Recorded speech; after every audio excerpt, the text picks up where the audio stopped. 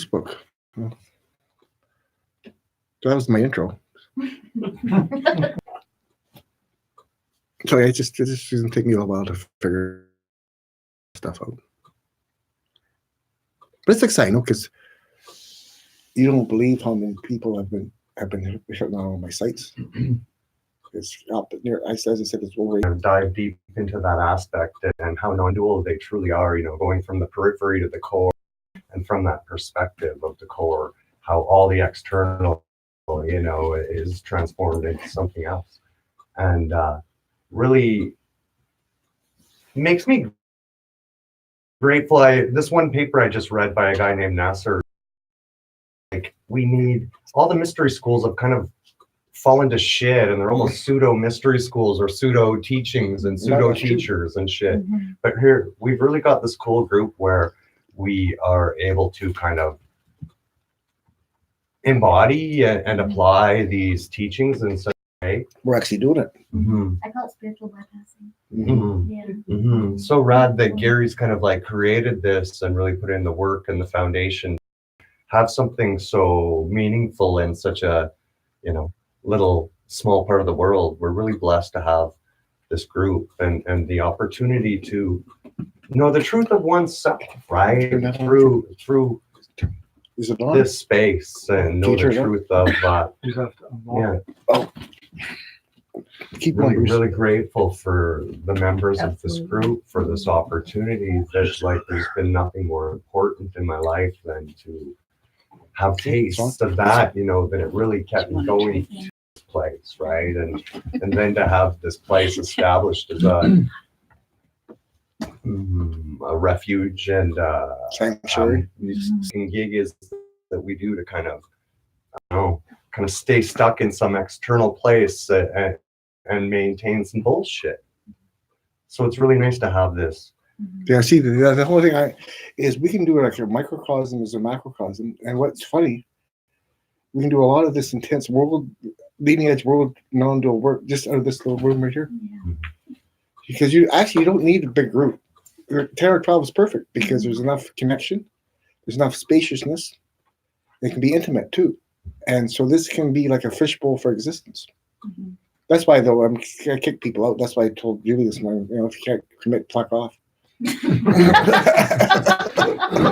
I got that email too. Yeah, exactly. See, I get nasty every once in a while. But here you are. You got the message. You're on to myself. And so these people are predicting to be.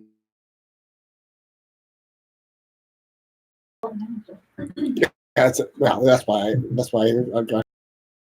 It means you have to. So you have to be at an edge. And so that's probably what we can talk about today. We need a Krishna.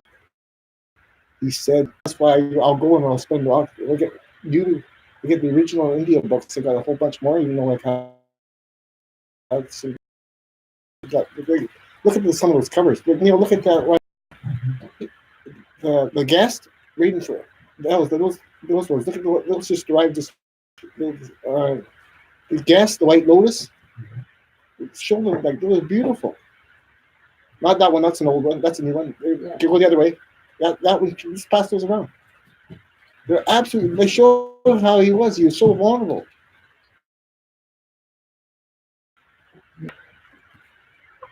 The whole thing's fucked up here. We could do it in the recording.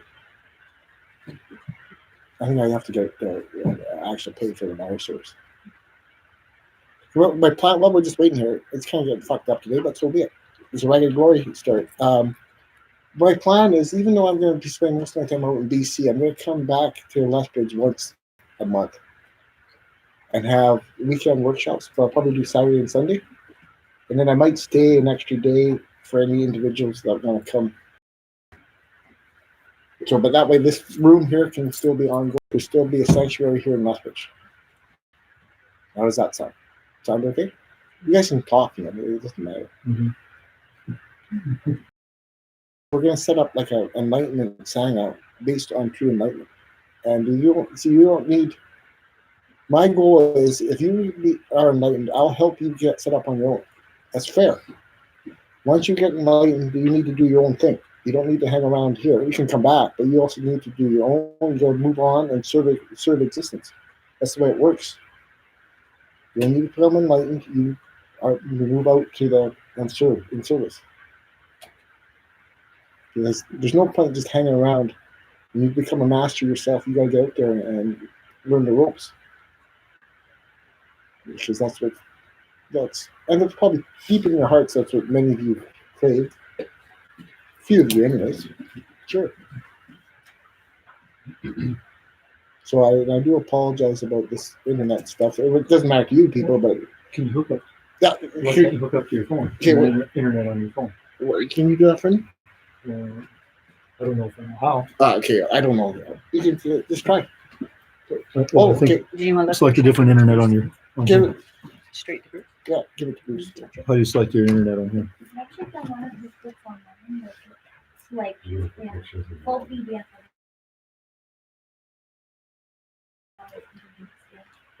Oh, you on internet? No, select your. How do you your internet source, like your Wi-Fi? Oh, Go to your Wi-Fi source. oh, I have to go to. I have to go. I should probably just. Is this on still or not?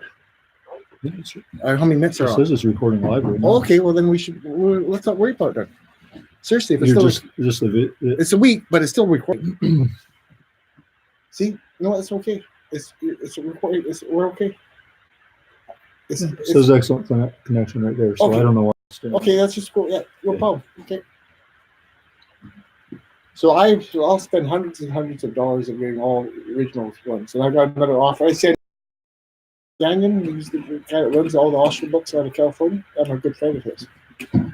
So he just sent me a whole bunch of these. I got like a whole bunch of like 12 for $300. Because try to buy them like through Allery and A books they want. Like I even got the Diamond Sutra original copies. I got two, like $25 each.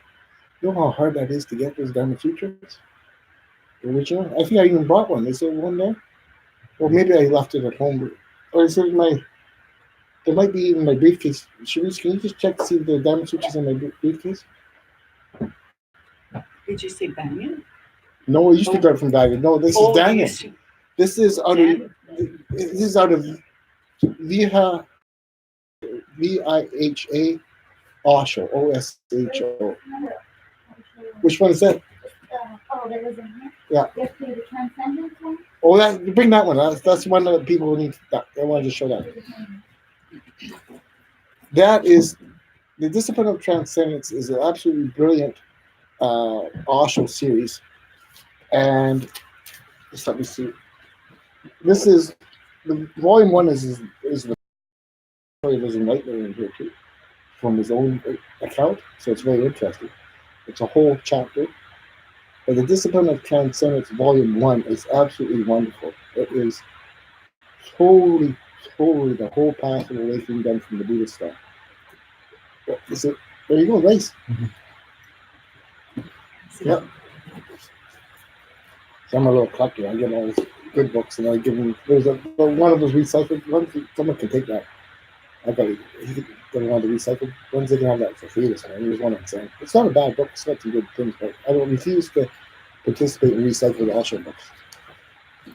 This is a beautiful Zen, No Water in the Moon. One of his original Zen books. It's absolutely wonderful. Look at those eyes. They're intense. Okay, so this is why this. I've got another 50 of the original ones. The only one I regret is they don't have. I was looking for an original Krishna one. I have the first Krishna that they put out, but that was in the early. And even though the talk was from the early 70s, I was sad that they hadn't done like a nice India copy of the original Krishna series. But I have 3 copies of Krishna up there in the bookshelf. It's absolutely huge. I even did a little for the Osho newsletter about 3 or 4 years ago. I don't think it carried much traction there. Okay, so we'll carry on anyways. It's all gibbled up today, but so be it. So what I'm saying is, this is going to be like the world is a saga, but being here is a privilege. And if people aren't interested, just fuck off them. Because we've got a lot of other people that are trying to get people. We're going to start advertising, and we can have, but we're only going to have like about 12 people. There's no point. There's no point getting like, because we want to be able to get things to keep things intimate. You notice how what happens when we have good sessions in here, then you can feel the black velvet of love in here. How you can actually feel like a deep resonance of love right here. I used to have that in the university office until I got fucked up at the end. Then it was gone. Losing one's promotion to full professorship over negligence by your dean is not a good way to finish off your gig at the university. So, shall we into Krishna then? So I was beginning to talk. Basically, the reason why what's happened is the Buddha path is actually the path of negativia, which means it is the path of neither this nor that, is gradually letting it all go. But you see, that is actually a path based on effort, which leads to no effort. It's a path that's based on gradually getting to the place of absolute hopelessness and having a meltdown into existence and losing your witnessing is responsible for many of the problems in India because he's involved being a beggar. And so his path. And India used to be dangerous with a positive, be a positive. India used to be.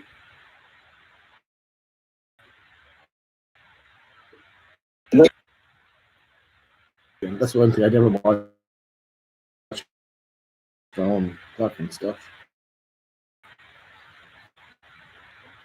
Because the other thing is, when I would lecture, we go, and then it scared the fuck out of people. And lots of the students didn't understand what they was talking about, but there was intense energy though, and so that it had its own caps because I wanted to go on and do many higher level non-doing stuff, but I couldn't get any funding.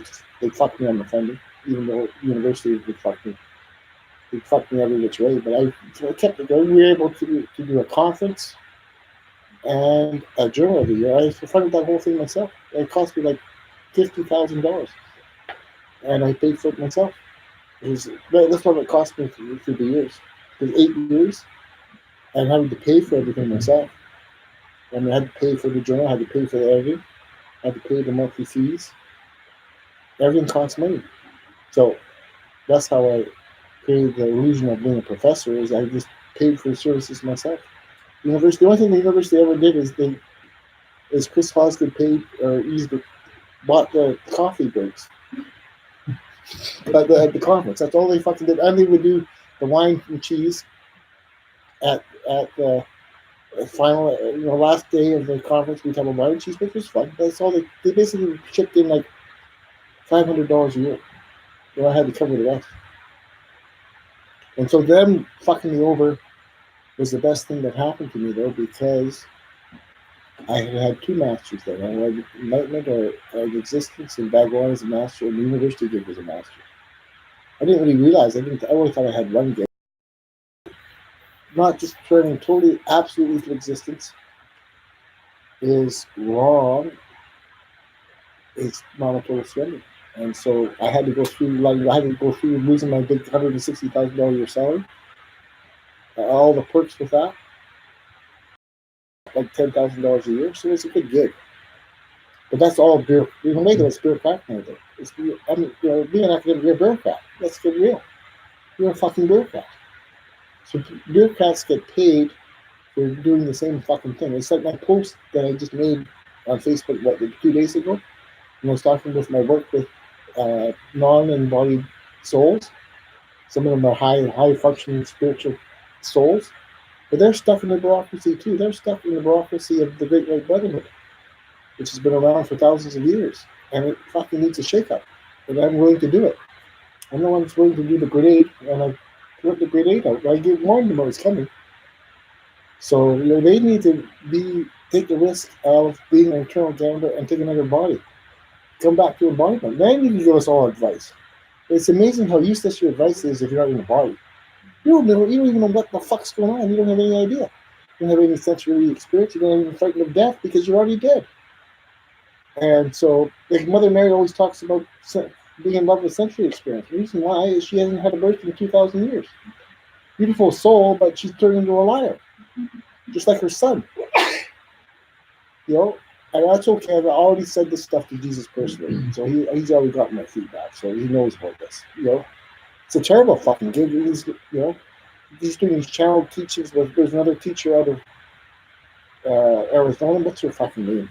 Gina Lake. She's a messenger channeler for Jesus. They're just doing recycle the Course in Miracles crap, and it's very low level. It's pathetic. It's actually pathetic. So people have to be eternal risk takers, and we can't get it out. What happens is if you stay in the bureaucracy for so long, your job just justifies itself. There's also, you should say, the Bagwan would say, you just move files from one desk over to the other desk, and then you move some files over to the other desk, and that's called work for the day. So you get very, very efficient at being on your computer, on your internet, or on your porn sites all day, and getting a good effing salary. So being Krishna is like accepting the ultimate risk taking. It's being spontaneously coming from a place of active infinity. So that means you can't promise anybody anything. That's why I had to walk out of my long-term relationship with a very loving woman who was very kind and loving to me, because I can't promise her anything anymore. I'm on my own path. I can't hang around here. Okay, watch that. That's too much. You have to do that, get out, and then come back. Okay. So, so the thing is, I mean, for my Christian, I knew I was getting into it. I had to prepare for it. It's like sort of like waiting to do an emergency. When you fly in, when you try to free kidnap people, you don't tell them they're coming ahead of time. You fly in and you surprise them, and you go with machine guns and you get the fucking job done and you free the hostages. So that's what Christians like. So I've been on a Christian mission for a while, and I've had to work with some of with the highest governments in the world, because they need my help with some of the missions, because this is dangerous shit. When you're fighting evil, you don't know what's going to happen. You can't assume it's all going to go well. You think North Korea, you think what a terrible situation that is. Because that guy could actually literally, because if he's going down, he's just going to push the button and kill us all. He's going to, he's like one of those crazy terrorists. He's ready to suicide out here. And with the nuclear bomb, he could actually do it with like millions of people as the victim. So he's a very dangerous being. So he's been very tricky as how to handle it, on the edge of evil.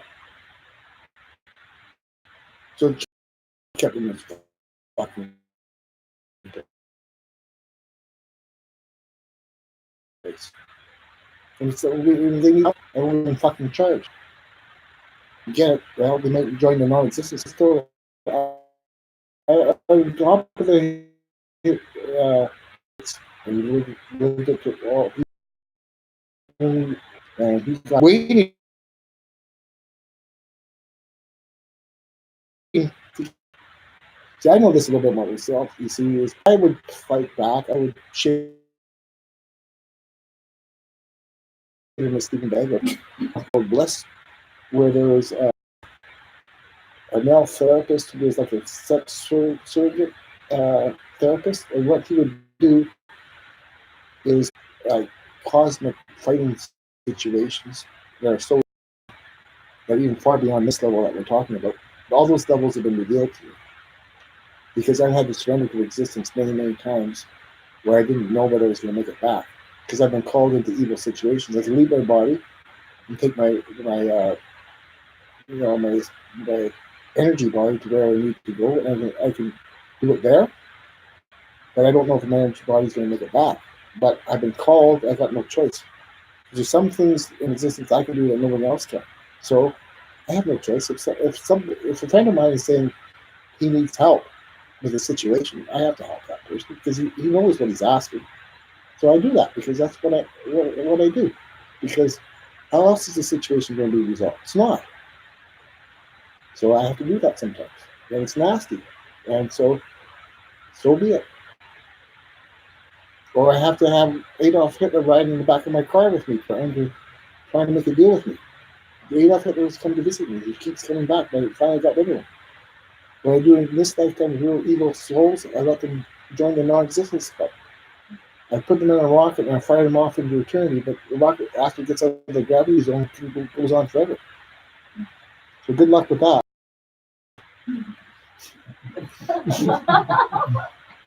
Well, beings with no souls you can't, this is why this big thing I had, I was shown, I just told Bruce this story last night, but I think it's an important story. I had a dream, like one of those really, really lucid dreams and beyond, where I was having it on the ocean with my wife, and like me, every day I like to start off with a long run, like a 10-mile run to start the day. So I went out away from the cabin and onto the beach.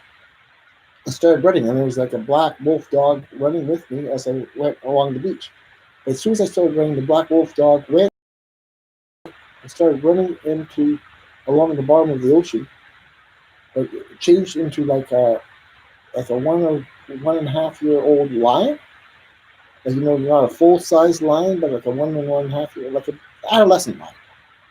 And so I ran along the bottom of the ocean with me as I went on my regular run along the ocean, along the beach. And then after 5 miles, I just turned it on, and then I came back. And then I got back, and then as I got back, then the lion came out of the water, and I left and went back up to the house. And then a little while later, there was a knock on the door. Now it's this lion, or this wolf, standing up, needing to talk to me. I said, okay, what's the message? He said to me, you don't know what's going on. And I said, I don't know what the fuck that's supposed to mean. And so I got some help. This is one time I did enjoy shamanic work. I got some help from my wife's soul teacher, a guide. I don't think they're supposed to be. My guess it's Isis. You heard of Isis? Mm-hmm. I think it's Isis, actually. That's who I think it is. So, and Isis did this dream work with me where she took me down, and I was like an angel that was working in hell. And I was down into hell, but I had big angel wings, but it was starting to get so bad that the acid was coming and melting my wings, and so gradually it looked like I could drop into hell. And so she said to me, "Now you know what that means. This is not your gift. Let it go. Stop being preoccupied with saving evil souls." It's been very helpful for me because it made me realize, yeah, that's it. Evil is evil, and sometimes evil needs no hope. See, there's a difference between someone that's accidentally fallen into the hell realm and someone that's definitely evil. There's a big difference. And for the definitely evil ones, I'm not going to help them. I'm just letting them sit in their destiny. And if they don't have a soul, that's their problem. And if that means that they might have to be confronted, not having a soul, because you can have tremendous power when you don't have a soul, because you literally can terrorize people, because you can spin people so badly, and people, because you're such a big fucking barking dog, that people can actually think that you've got some very big power, but it's all a fucking shell game. And you don't even realize it. Then people start thinking you're some powerful being. It's kind of like what Donald Trump does. He's got no fucking soul. It's obvious. But you see, if we just stop paying attention to him, just do back, he gets slowed down, and all of a sudden, when he's getting slowed down, you see he's got no fucking soul. That's why he pretends to be this big businessman. He only got all that money through Celebrity Apprentice. Well, all he did all day is say to people, "You're fired." That's all he fucking did. And he had to rely on his son and his daughter even to run that show. I think it was his daughter who really running it. Ivana works for me, Ivana Trump or something. Ivanka, no, she's the one that's actually got the brains and the whole fucking family. His son is useless. His son's useless. What's his name? Donald Trump Jr. is a useless prick. So, you see, I'm not really frightened of making enemies. I don't give a fuck. Sue me then. So the thing is with Krishna that this playing out. Well, I wouldn't say playing out. What happened to me is I actually evolved into Krishna doing this. I know the day when it happened. It happened in 2006 that I jumped into Krishna because I was on one of my when I couldn't figure out what the hell was going on. I would always take off out of Lethbridge and go on a cosmic all night ride out with my SUV all the way out to Vancouver. Because Vancouver's always felt like home for me.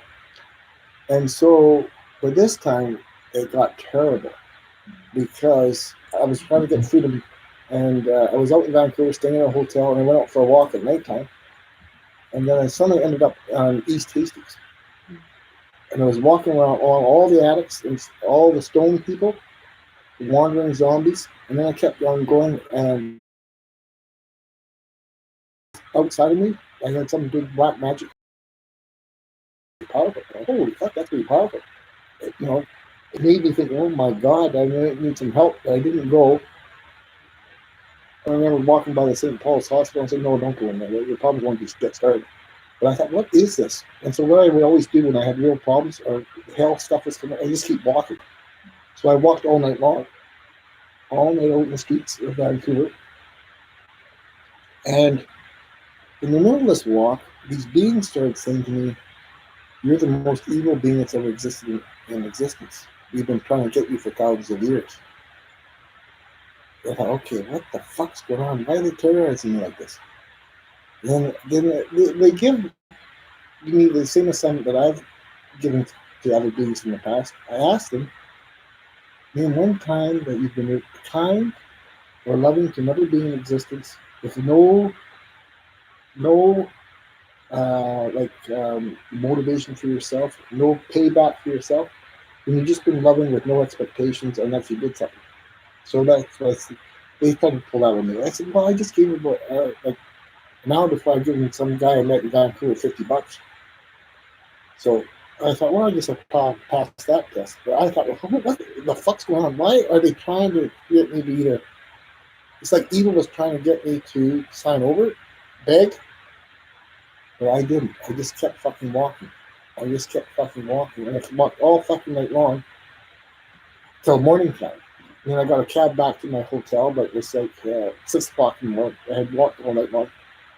There's some bad energy zones in Vancouver. There's some terrible. Vancouver around Kitsilano, Point Grey, all that area is just gorgeous, and some of it, like north and west Vancouver, but there's some terrible energy zones around East Hastings and around there. You can be some real death zones.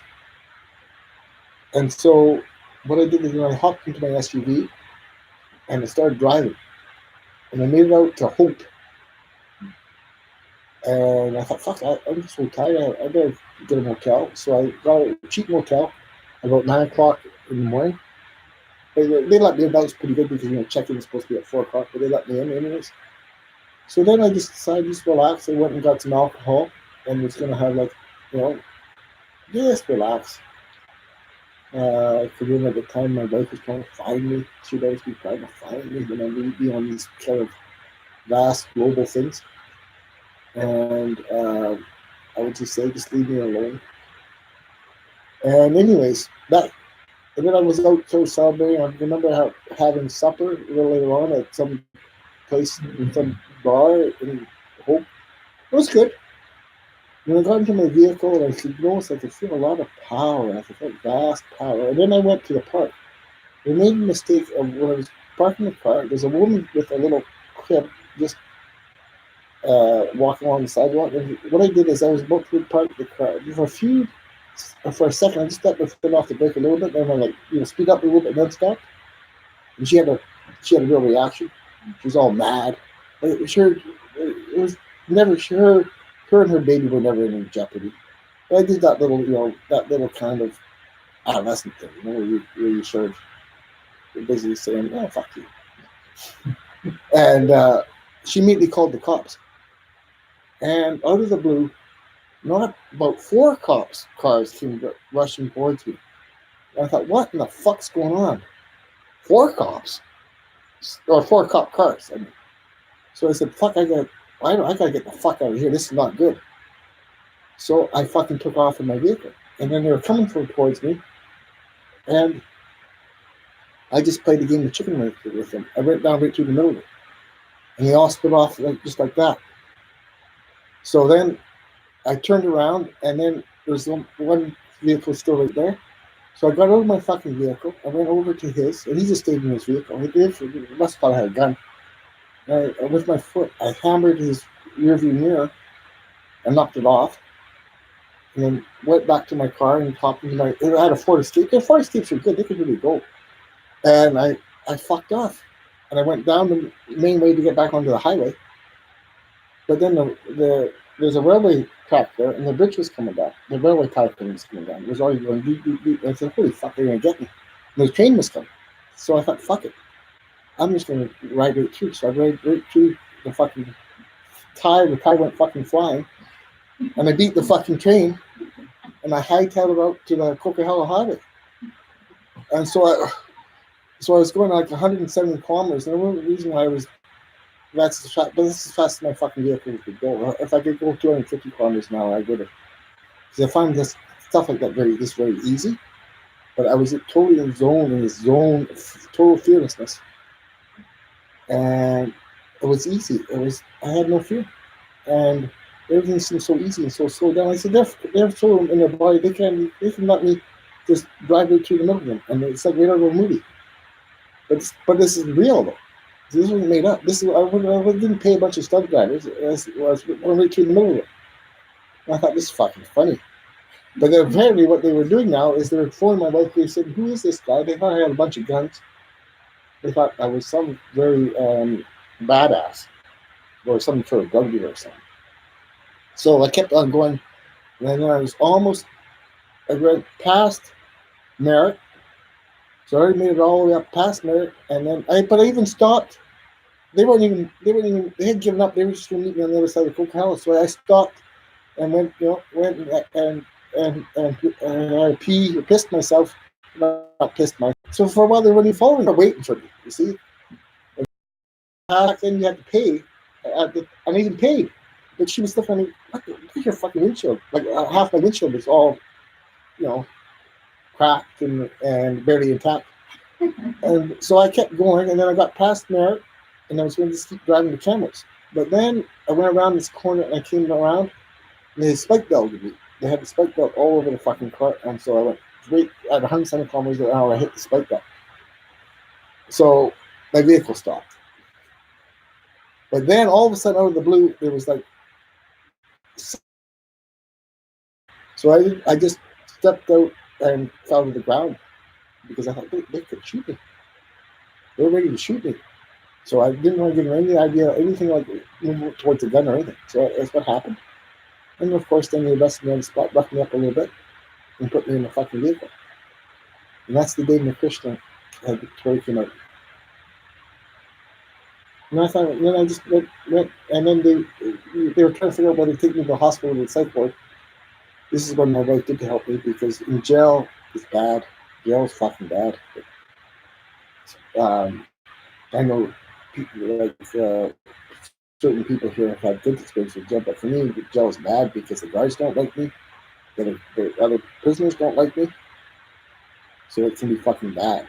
So at first, I went for an assessment at the hospital, and it was really weird because they followed me even in the bathroom. They had to watch me even, how to take a shit. I remember the guy was in there even watching me. I thought, what? I don't see this in the movies. You're in here watching me take a shit. So I thought that was very fucking strange. I guess that's the way it is in prison. I mean, you have to take a shit in the fucking toilet. It doesn't open all the time. Anyways, but I passed the assessment. So, I thought, okay, no problem. I just play it low key. And so they took me back to prison again. So I think this is so I went to prison. So I was back in prison. And then my wife heard about it. She freaked out and she started phoning him. You tell him you get back and get a proper psychiatric assessment done. So then I went back and they didn't even talk to me the second time. They just said, nah, bipolar phase. So I got to spend them there at the hospital, but the hospital is like fucking luxurious. It's like a luxurious hotel compared to jail because you can have a nice little snack. I got a nice little snack. It was like 2 o'clock in the morning. I had a little snack. I had my own room. I had like a nice bed, sleep on. You know, and then it wasn't even that strong. I gave me some antipsychotics to wipe me out, but it didn't wipe me out that long. Everything's calm, you know, wake up, it's a little golden, and I'm out. I'm only in there for a few days. And then I got released and took the Greyhound bus back to Calgary. My wife came and got me, and she was mad, but we went back to Calgary. But then you see that was a whole bunch of problems because you see I had to cover that all up. So the university never found about it. It doesn't matter if they found about it now. I'm already retired. But they may try to take my pension away. That doesn't fucking matter. I don't need a pension. So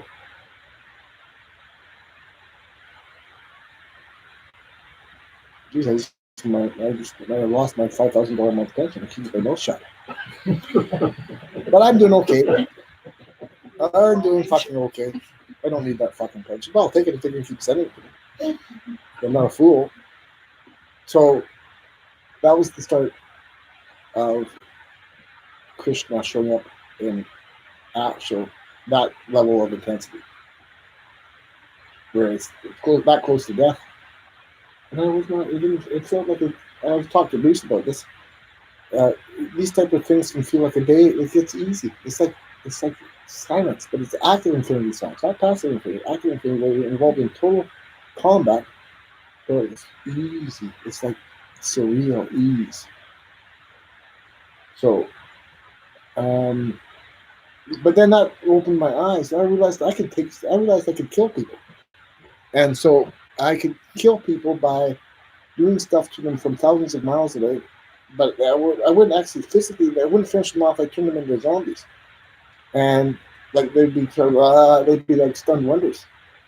And so what they did to me, someone did that to me. I started doing it back to them. Someone did some big black magic, but mine was white magic. I was asked by existence to do it, so I can do it. And and people ask me about this. It's like that Lady Gaga song, "Born This Way." Now, I don't think that song is mainly about sexual diversity, but of course you can be having these far-gone advanced cosmic skills. I was born with it. I can't explain how I can do some of this stuff. It's just, well, 2 lifetimes. I've been committed to this path for lifetimes. I chose this gig a long time ago. But it gets harder and harder to pull off. I actually have decided that I might not come back into the human incarnation now for a while. And I've been asked to actually be an archangel from this point on. So I've taken that. I'm running into archangel. I asked for that because I can't. It's been too hectic. There's been too much fighting going on in this lifetime. I've had enough. I'm going to finish off my gig in this lifetime. But you come to the end of the road. I was talking about challenging. I'm challenging beings to have, the courage to have another human existence. But sometimes beings do get to the end of the road. Like, for example, I was talking to Archangel Michael about it. I thought, I was trying to spin him, and he spun me right back hard. He told me, "You want my fucking gig?" And I said, "Sure, I'll take it."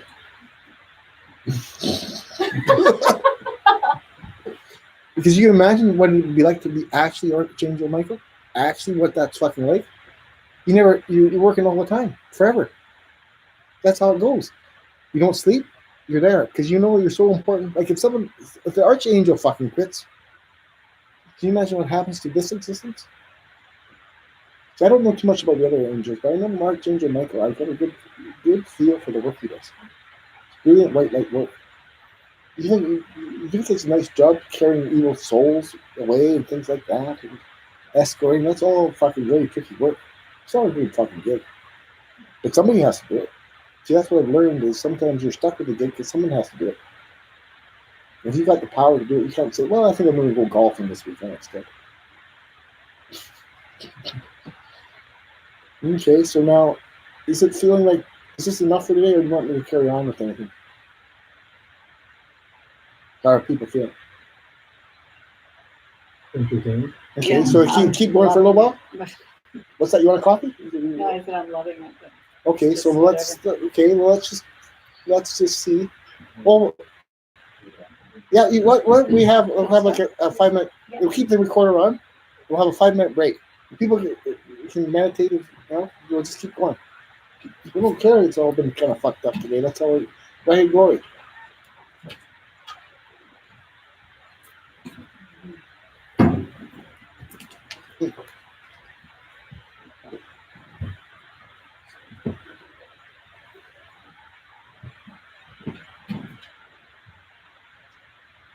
I'm glad you rolled my little probationary thing.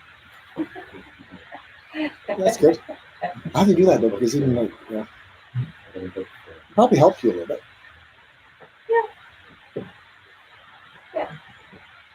Yeah. Myself.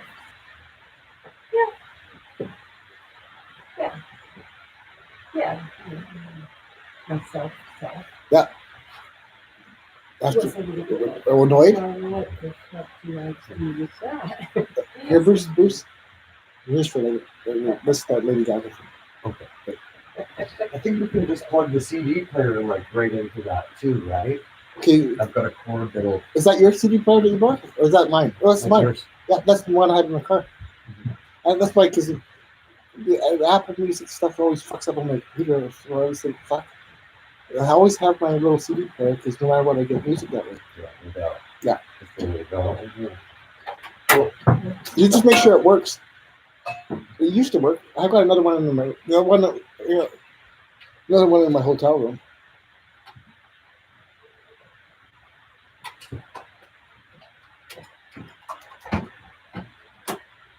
Sorry about before. I didn't know if you were on. Yeah, but see, you got to watch that because I'm in a high energy state. So if it's happening, just leave the room. I won't get mad.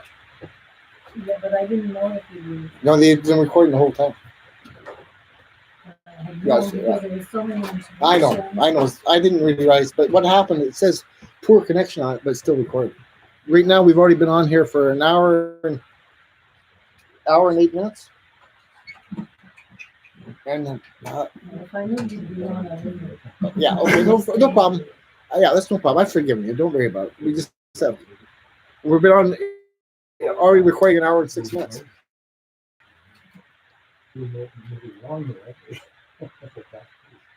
Well, you're right, okay?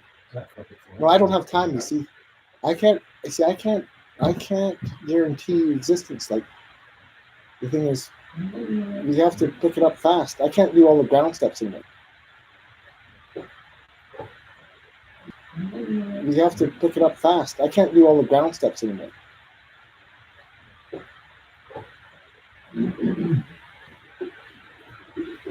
And yeah, you're following along with it, eh? I'm smiling there. Well, we've been working together collaboratively for the last year. We've been having sessions every week. We've been working at it pretty hard, actually. Yeah. She's been really rolling with it. Yeah, she's been really. That's why I picked her as the editor of the books.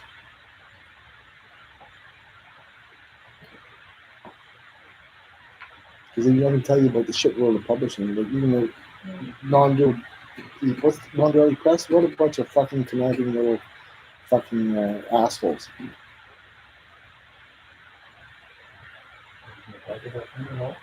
I might at some point. You know the reason why they severed the contract for the second book is because they changed my name from Gary Nixon to Gary Zoo. Can you imagine how I couldn't hold the world stage with the name of Gary Nixon? It wouldn't work. It simply wouldn't work. But Lot Zoo is like Lot Zoo's powerful name, and Gary Zoo, because I connected the Zoo to Lot Zoo, it can hold the power. So that's what my marketers say. Don't change your name, don't add a name. Gary Zoo can hold the energy. You need a cosmic name that can actually hold the power. I had no choice. I had to fucking change my name. I had no choice. I did all by myself. I just did, boom. I went for a run one day and realized, boom, Mike, I'll change my name to Gary Zoo. And the next day I was down at the fucking AMA getting all the forms. Oh, yeah. No, I had to, it's like, It's like giving myself like a sannyasini name, actually. But, yeah.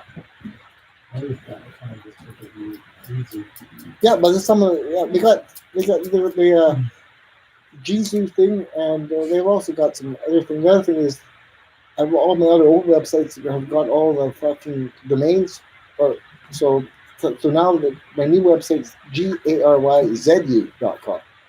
Oh, yeah. Yeah. Because there are a lot of, I've got all the other ones. I've got the GaryZoo.com, got the GaryZoo.ca. But these are old websites that I give up on. I just leave them.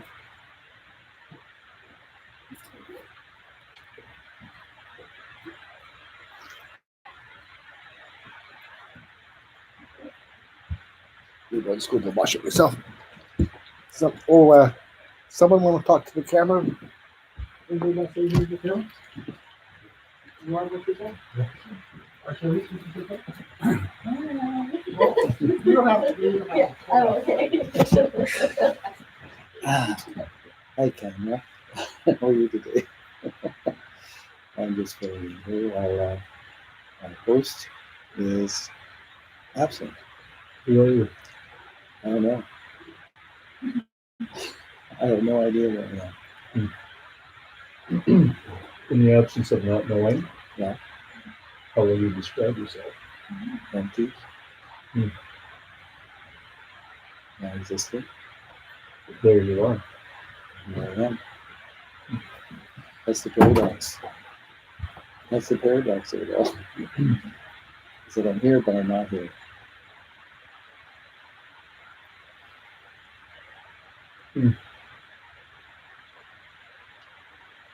It's been so nice the last few months to take a nice quantum leap into kind of the cosmic realms. It seems like for me this incarnation was really hard to accept some of the psychic places that kind of spontaneously would just like punch through my reality and shock me and be kind of unable to make sense of and embody, because it seems like our structures, our guides, our mentors are kind of missing, right?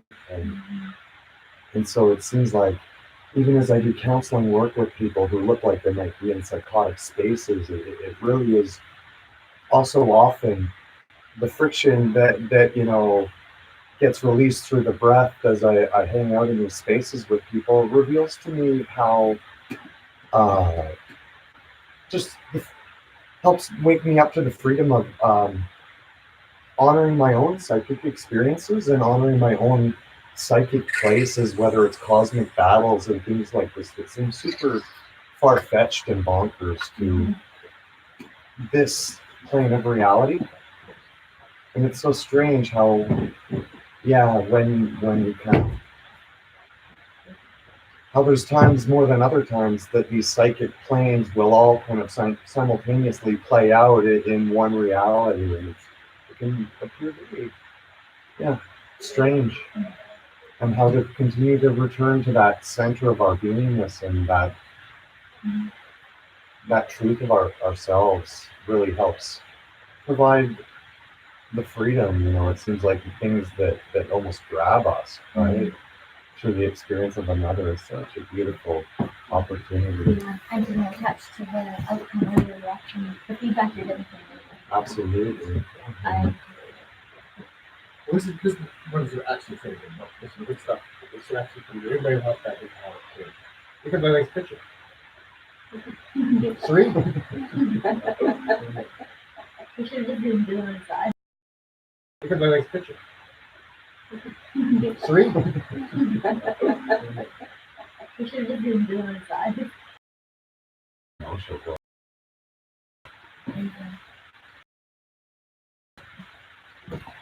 I think there's this stuff about touch not go Yeah. for ladies in that one. That's good for. I can't help it. There are so many fucking beautiful women in love with me. I can't help it. Because women are attracted to dangerous bad boys. Yeah. But I'm a pretty dangerous fucking guy, though. They're killing people from and getting away with it. Because I just killed Donald Trump right now. Because what I'm doing is I'm shaming him. I warned him. Because once people know that you don't have a soul, then it's tough. Because Donald Trump is the ultimate petty tyrant. He's got nothing behind him. It's all fucking smoke and mirrors. But he's got everybody so intimidated, and they hypnotize him back, so he actually believes his lies. The only thing he does all day is watches himself on Fox TV. That's where he's getting the news from, is from Fox TV, which he makes the news for. So he's doing this masturbatory. That's how he's just masturbating. He's like Adolf Hitler. Adolf Hitler did the same fucking thing. That's how you can turn into a devil cosmic person. And then what can happen, then you have your own army who follows you. And this happened with Hitler's. What's so interesting, Hitler's soldiers and the North Korean soldiers look very similar. Not from close up, but from a transcendent perspective. They look like soldier ants. Marching. And it can look kind of hypnotic because they're hypnotic, but they're all deeply hypnotized.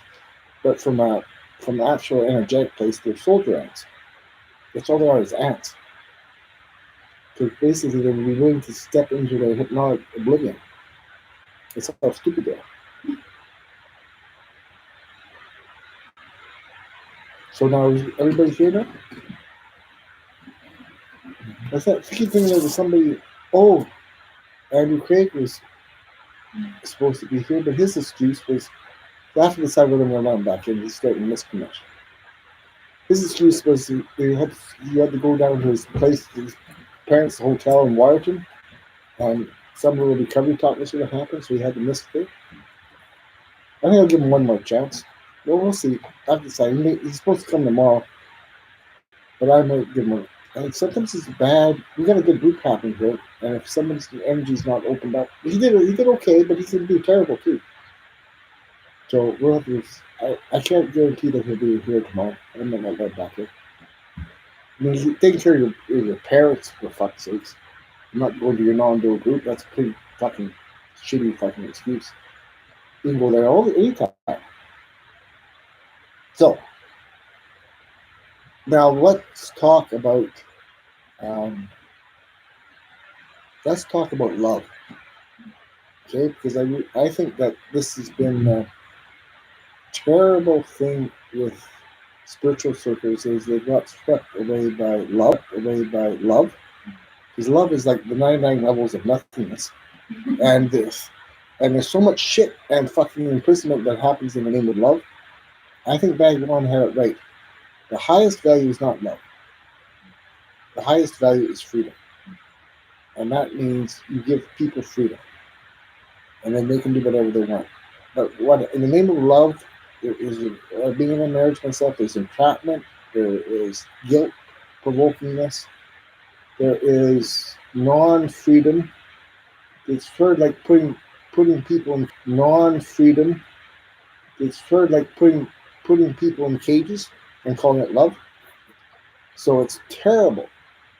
So I won't do very many talks on love, because I think love is sort of more like an after result. You have to be up. It's a byproduct of giving freedom, and that's the ultimate gift, is to give other beings freedom.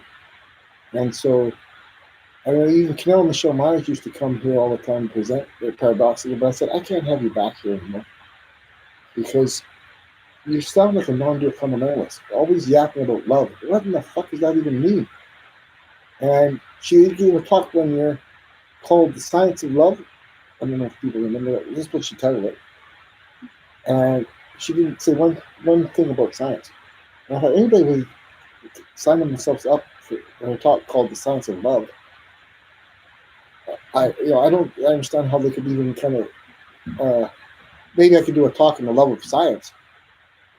But the science of love, it didn't make any fucking sense to me. And then she didn't. So she just did her typical non-prepared little fucking gossiping thing. The same thing with Pamela Wilson came up. Complete washout. She's supposed to be famous, non-dual. Didn't even prepare, nothing. Just sat there, did nothing for an hour. And it was terrible. You know, I used to pay them $1,500 cash. I used regular bills. But you laugh at that now, but you see, now they get into this money stuff, it gets to be very, very fucking tricky. You don't know, even I'm having to help people, even to get money to people in another country. It gets very, very fucking difficult sometimes.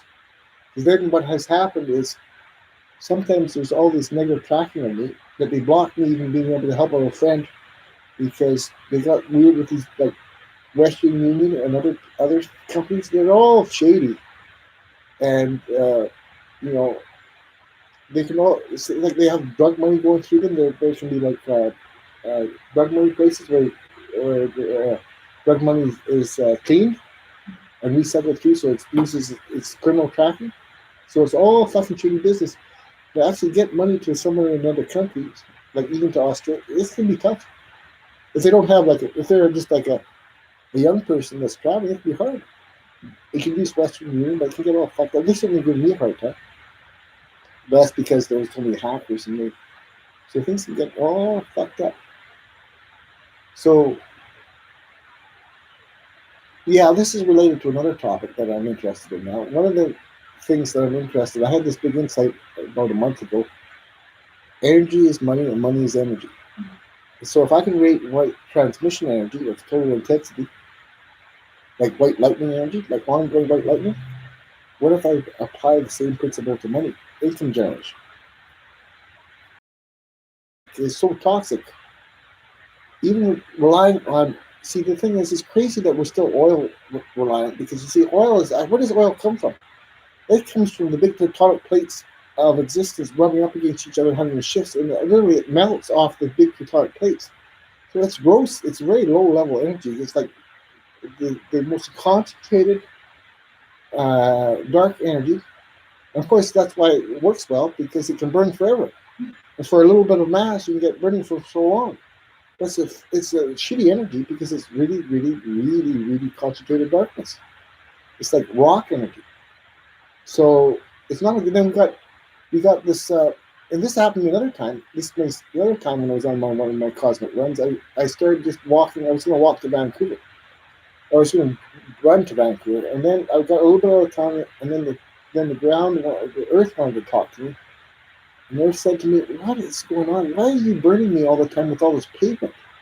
What in the fuck? Why? What are you doing that to me for? It hurts. You imagine what it's like to be Earth Day and have all that pavement burn on top of you all the time? That would be terrible to have because asphalt is not fucking nice. You ever actually stick your hand around asphalt? It's fucking evil energy. It's not very fucking nice. But that's what oil is like.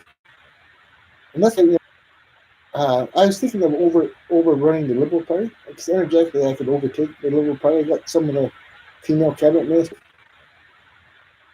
I was thinking of overrunning the Liberal Party because energetically I could overtake the Liberal Party. I got some of the female cabinet ministers wanting to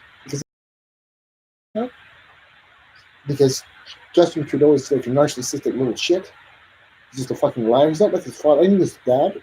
I could connect with his dad when I was young because I was in law. I'm not saying that, but his dad was good. Justin Trudeau is a fucking too much like his mom. Anybody who has a mother that parties with is the prime minister's wife and parties with the Rolling Stones gets a little cunt shot of a cunt on fucking gossip magazines. That's pretty low level trash. Now she's had her own show. Can you imagine? You get your own fucking one woman show for doing what? For being like low level trash, being like a fucking porn star. No, I shouldn't even say that. I guess there's some good porn stars. Although I don't know even know if that exists. So, but this is my idea now. Though is I'm setting up. They call them NGOs in the United States. So I'm setting up an NGO in the States, and what we're doing now is to use it to actually fight climate change. And we're going to use Christian approaches to do it rather than just normal approaches. They don't work. So the goal is to actually try to shut the tar sands down. Actually fucking shut it down and just cover it all up. Because you see, have you ever been up to the tar sands? I have. It's terrible. So we had all addictions counseling students up there in Fort McMurray. So I got a tour of the tar sands. And they have these big pools. They're very evil. They look like otherworldly. Like there's pools of oily lakes, but it's crazy because they're lakes with like half oil and half water. But then there's all these ducks drowning in them, and it's just terrible, and they don't even care. And the ducks don't know what has happened, and then they all drown and whatever. It looks like somewhere out of evil, and they don't even a fucking thing about it. And as I said to Jason Kennedy, who tried to get some psychic advice from me, why don't you actually take a swim in one of those fucking lakes and then come back and talk to me? I think his obsession with oil would fucking dematerialize pretty fucking fast. So you see, oil needs, if I took over the Liberal Party, the first thing I would do is I would come after, I don't know why they're so worried about on Alberta anyways. Nobody's going to vote for the Liberals in Alberta. So why even worry about it? I would just say, fucking shut the whole fucking oil thing down. Shut the fucking pipelines down. Shut the oil sands down. You're not going to win any votes anyway, so you might as well shut her down. Who gives a fuck? You're going to lose all those fucking votes anyway, so you might as well win the election by the other people's votes. Because the environmental thing is going to trump the economy, because if the environment thing isn't taken care of, we won't even have an earth. So I don't even know what the big fucking talk is about. And you know, Andrew Scheer, who never says anything, his policies got no fucking policies. He's just a fucking little fucking mama's boy who has an ad on TV where the reason why he should be prime minister is because he loves his mummy. Well, that's a real good fucking qualification for being the prime minister, isn't it? It's fucking pathetic. It's absolutely fucking pathetic. So even that, well, the NDP guys, he's trying. He's got to learn the ropes. He's trying. He's putting some policies out there. So, but I'm not going to go into politics. Fuck politics.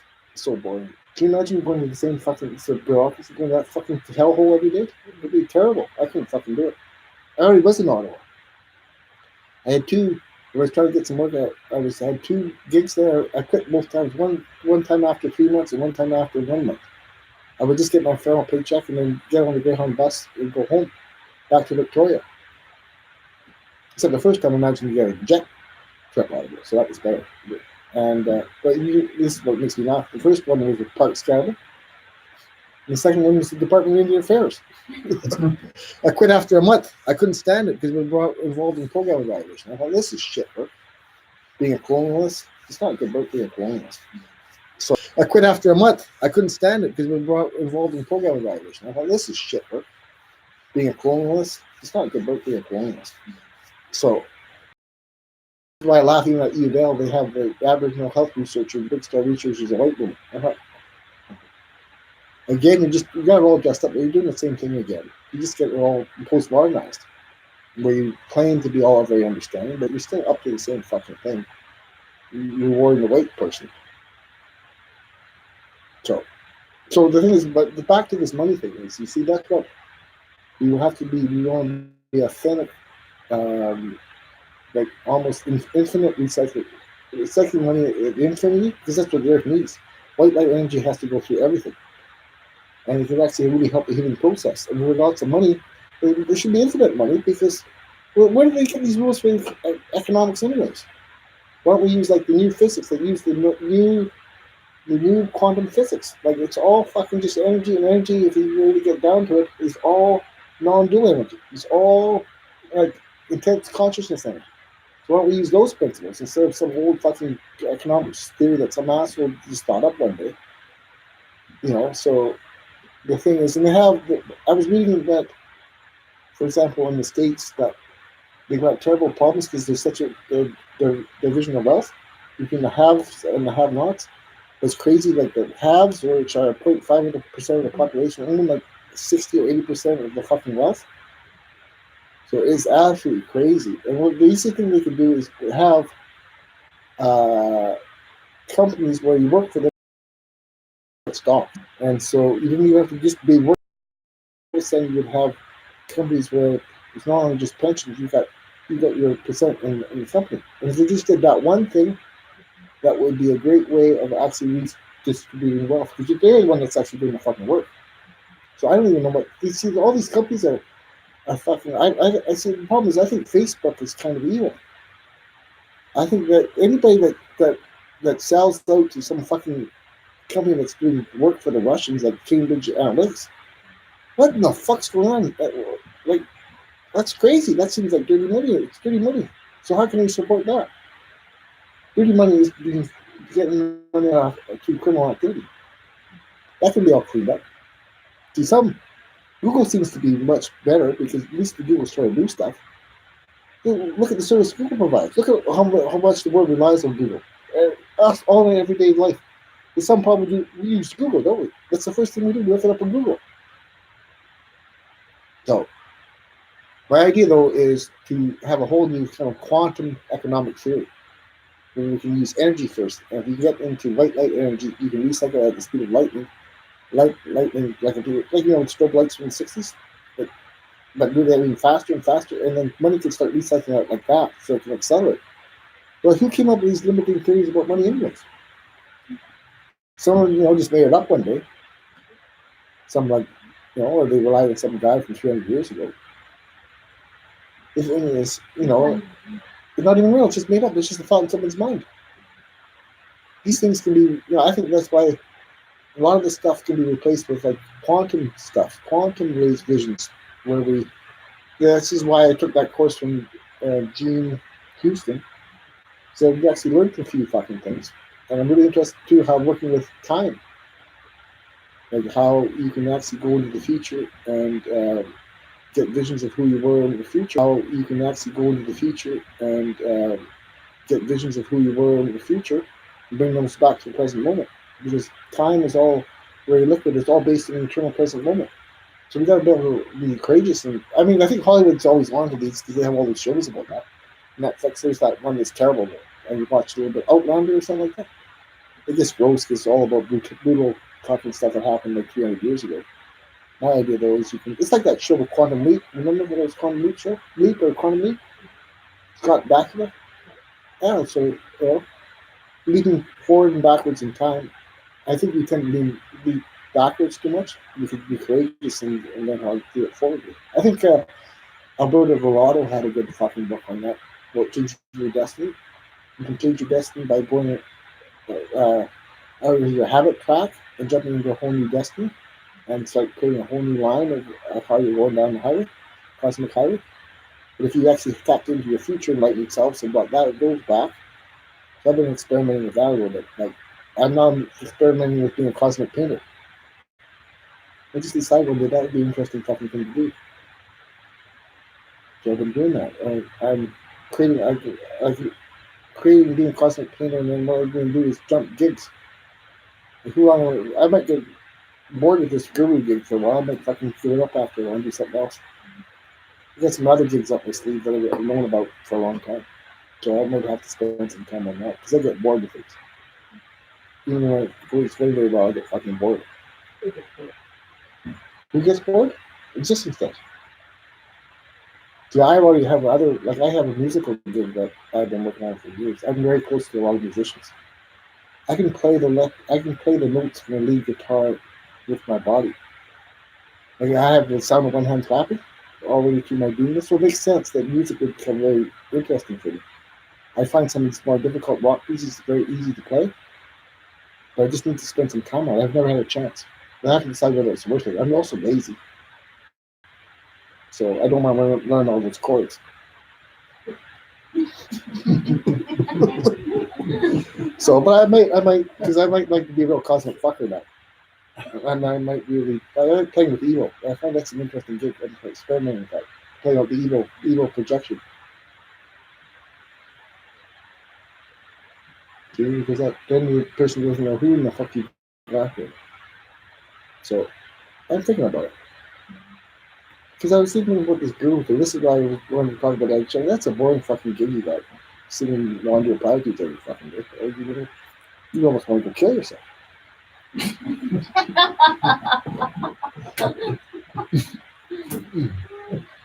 you imagine all these California fucking spoiled little bitches who are coming to see you every fucking day and you have to stir it up to them?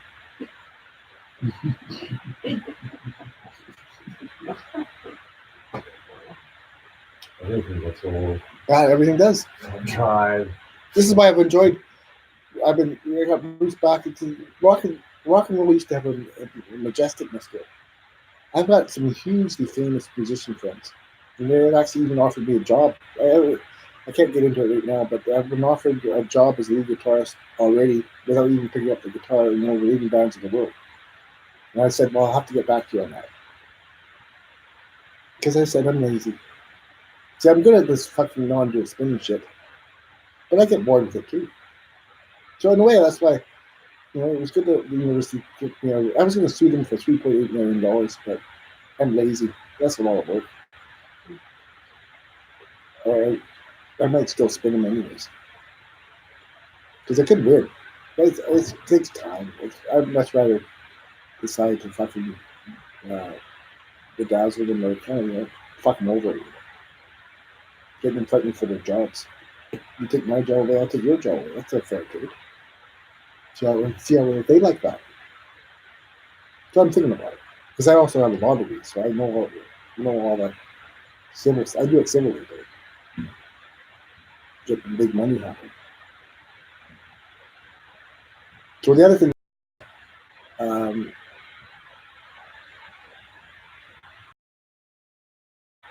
my experience is because this is what I used to laugh. People used to come to Bhagwan Shiva bars. They'd be married for 20 years, happily enough, within a week, gone. Because you meet so many different shades of different beings, you just get attracted to you get attracted to, and you can fall in love with 10 different beings in the same fucking day. I know it can happen to me. I have a particular thing for musicians. I love female musicians, especially lead singers. In fact, I've fallen in love with Lady Gaga because we're gonna play it this afternoon. We're showing Bruce. We had a little session last night, and Bruce just loved it too. Yeah, so it happens to me. So I had a little romantic gift. I can't help it. That a lot of people did because she was a rock and roll queen. Like Lady Gaga's coming up through the ranks there. She can really fucking sing. Under pressure, she can belt it out. Live on the Academy Awards, did you see that? They've had like 40 million fucking site visits on that. 40 million. So.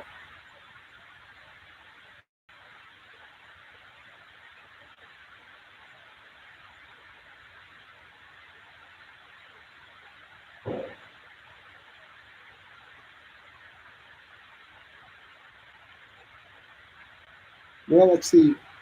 My plan is we might as well keep going for the next half an hour and then go for lunch. Is there anything that anybody wants to just see what happens is where I lose my short-term memory and I'm just sort of in like vast cosmic consciousness transcendence. So I don't have anything particular to say. Have I covered enough Krishna stuff yet for us as a start today?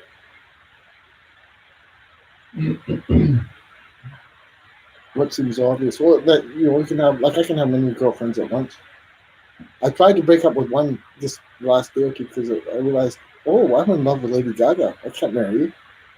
And she said she was going to kill herself if I didn't. I said, well, you realize I can't. I love her. I love her. She said, that's fine. Okay. I said, no, it's fine. I love you. So I can't do this single love thing anymore. I tried it for. It just about drove me off the fucking deep end. Well, it did drive me off the deep end a number of times. That's why the word love doesn't mean much to me. Love is not like being a nurse. That's not love. Being a nurse.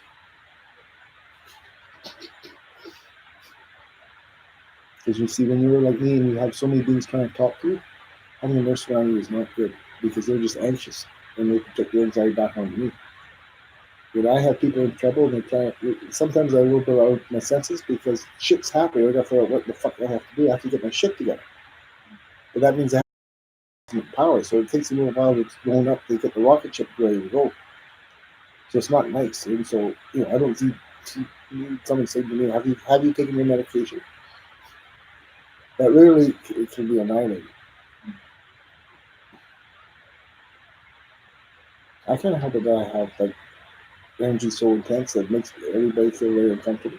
That's the way it is. So, people just, if you're uncomfortable, that's your problem. I'm doing it with my energy. You gotta deal with your uncomfortableness. If you can't handle it, fuck off then. Don't make me, just fuck off. As Ryan Shitty says, stay in your own belly. Don't fucking project it on me. You're all anxious. Well, you go have some Valium or some fucking thing. You go get drunk. Fuck off and go get drunk somewhere else. Fuck off then. Or as my friend Tom Petty, who actually has come around. I'm friends with Tom Petty. It's a great song. It's called "Don't Come Around Here No More." It's got this guitar start to it. It's like a hypnotic rhythm. It's basically said, whatever you're looking for, don't come around here no more. I love Tom Petty. Him and I got to be friends. Because he had a bizarre life too. Like his music was far gone. Some of it's like Mary Jane's Last Dance. It's a crazy intense song. Or let's see. Oh, there's just lots of them. I don't come around here anymore. He's got some other ones. Free Falling, and there's some song about she's in love and she can't let go. It's a beautiful song about a woman that's totally in love and she can't let it go. They're intense. Too bad he did say he fucked up, but he didn't need to kill himself. I mean, the OD is like killing himself. He didn't need to do that stuff. I could have helped him out more if I feel bad about that. But he did that whole thing. He died out of basically a what's that called again? That fucking opioid? No, the hardcore 100 times. Yeah, or something poison. So it wasn't just he didn't know what was in it. There's a problem if you take all those illicit drugs. There's no quality control. And that's another thing. I'm not going to be worried about the opioid crisis. Because by the time someone's turning an opioid addict, they've done it so many bad choices over and over and over again. Because I had morphine when I was in the hospital for my operation for cancer. I thought, this is terrible. This is the shittiest fucking drug I've ever been on. You get disassociated. It's not good. I didn't enjoy it at all. Holy fuck, this is what everybody's taking to get into all this shit?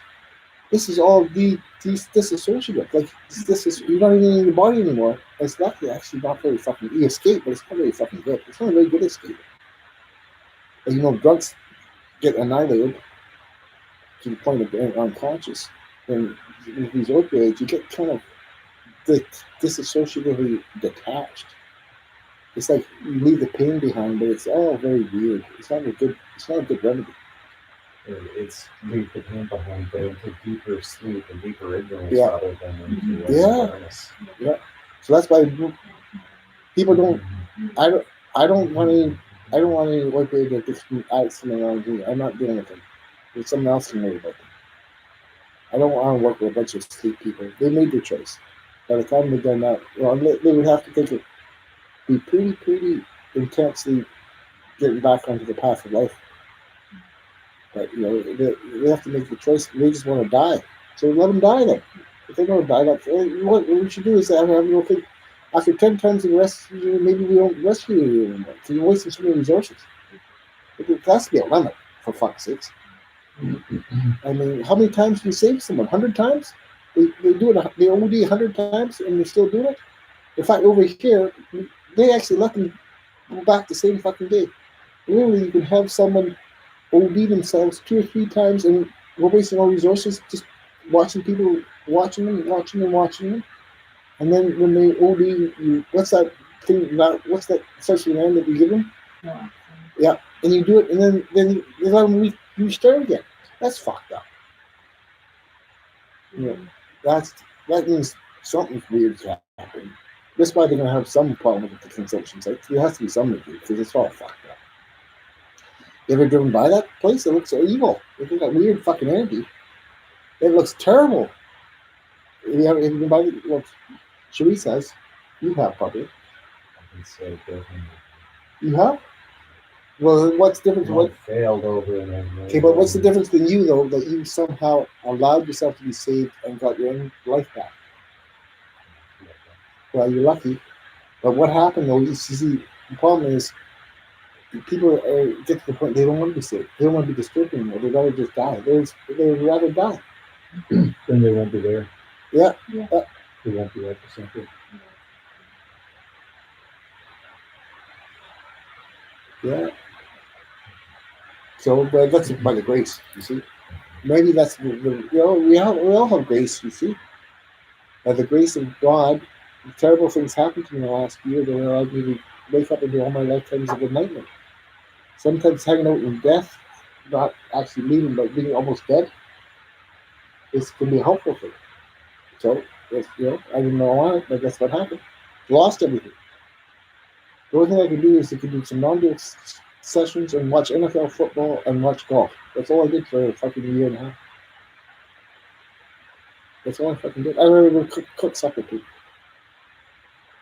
That's all I fucking did. I had lost my will. I had lost my connection to the cosmic absolute will. Got fucked over so hard that I lost it. So people can get disheartened. That's why we have to be willing to help people that are disheartened. That they've been actually totally traumatized, so disheartened. We need to help those people too. You have to pay attention. Right? I always give people lots of chances, but there is a point of no return. Because if you don't have a point of no return, then it's just fucking, it's very strange then. Because there is a point, what I realized, there is a point people are actually getting into, there's a curtain. The curtain's not around death, it's around evil. There is a point where you actually lose it in a bad way, and you go to the other side. And there actually is a curtain, I can see it. So I can't help someone that, I have my own twin brother, who I've been told, he OD'd like 11 years ago, he's on the other side. I'm not going to go down there and get him. I can't take that risk. Because when you're on the other side, it's their rules. Mm-hmm. It's all smoke and mirrors, but the stakes are very high. The problem with being in hell, you might not get out. So I realize I can't risk it. I'm helping so many people right now. It would be a fool to go help my twin brother who made so many bad choices. And now, but you won't say the truth. You see, one thing you'll notice about evil, never authentically take responsibility. They don't say things like, I did this and this and this, it was terrible, please forgive me, I need help, please have mercy. Wait, at least beg for mercy. That shows some sign. Shows a sign of humanity. Begging for mercy shows a sign of humanity. But my brother apparently is trying to con. Still trying to con his way out. He needs someone to take him out of hell, but that's not going to be me. That's not the service I provide in this lifetime.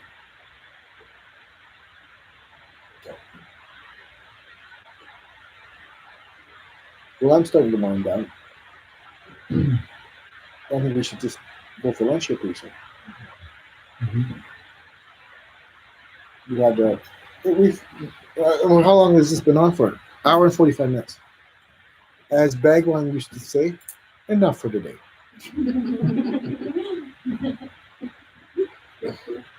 Hey.